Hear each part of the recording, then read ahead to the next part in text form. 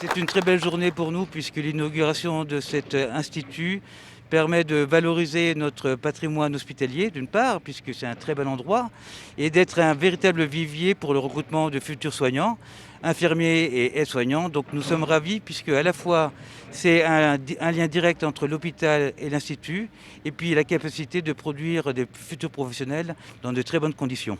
Cette valorisation, elle est importante. Elle est importante parce que c'est une première étape qui, derrière, augure d'autres projets.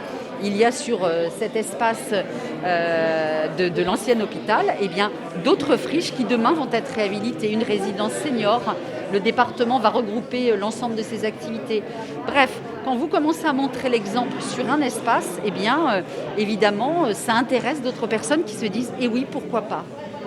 Et puis évidemment, quand vous avez 250 étudiants qui sont formés en plein cœur de ville, vous avez également des étudiants qui vont dormir, pourquoi pas chez des particuliers, vont louer des studios, vont demain, évidemment pas dans les circonstances actuelles, mais demain pourront aller acheter chez les commerçants, pourquoi pas aller au cinéma, bref, profiter de ce qu'offre une ville moyenne en termes de services. On sait que les villes moyennes ont parfois du mal à recruter. Un établissement comme celui-ci, l'année dernière, la moitié des étudiants ont été embauchés à l'hôpital de Fécamp. Donc ça veut dire à quel point c'est nécessaire de former sur place des personnels qui, plus tard, travailleront chez nous. Alors franchement, c'est merveilleux de passer d'un établissement totalement vétuste à quelque chose de totalement rénové, qui est un si beau bâtiment, très grand, très beau, très lumineux. C'est vraiment top. C'est super excitant de pouvoir vivre une nouvelle aventure limite parce que j'ai vraiment l'impression de devenir une étudiante en études supérieures et ça y est, de passer le cap et de me sentir adulte et pouvoir vivre à fond mes études, quoi. Des locaux spacieux, on passe donc à un endroit merveilleux et la rénovation de l'ancien hôpital est vraiment magnifique et spectaculaire.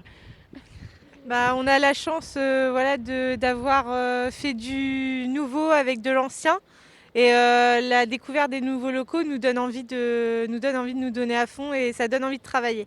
En tant qu'enseignant, on va pouvoir, je pense, revoir nos méthodes pédagogiques, peut-être être un peu plus dans des méthodes collaboratives avec les étudiants parce que on a d'autres espaces, on va avoir d'autres matériels.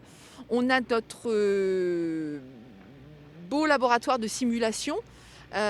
Donc là, ça va permettre de travailler avec les étudiants beaucoup sur des situations professionnelles et de travailler beaucoup sur la notion de réflexivité avec les étudiants, être capable de réfléchir sur ces situations de travail, pourquoi je fais les choses et ce que j'apprends, comment je peux le réinvestir auprès du malade. Donc on a vraiment aimé toutes les salles de simulation. En fait, ça va nous permettre de pouvoir être comme si on était à l'hôpital avec des vrais patients, sauf qu'en fait c'est des mannequins.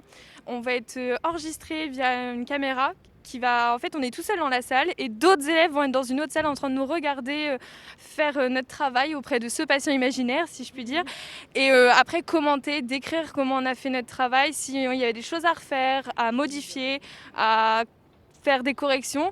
Et toutes ces salles, en fait, ça permet de progresser, de travailler sans être en stage juste à l'école.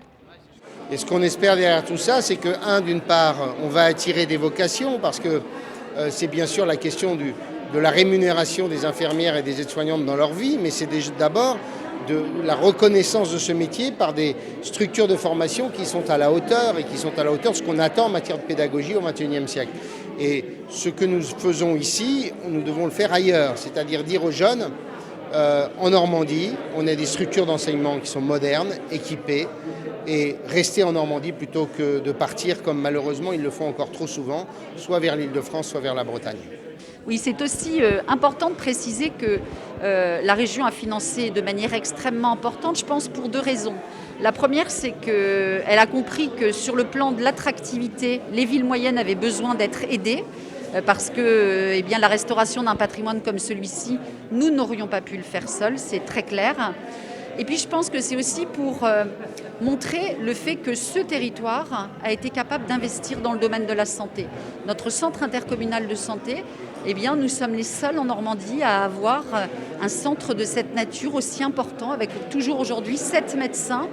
Et je pense que le fait que la collectivité, quelque part, montre l'exemple, ce n'est pas de notre compétence, c'est une compétence dont l'agglomération s'est emparée, eh bien, est un vrai plus.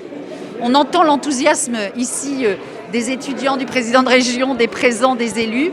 Et je crois que l'événement est à la hauteur. Alors c'est vrai qu'on aurait voulu faire plus.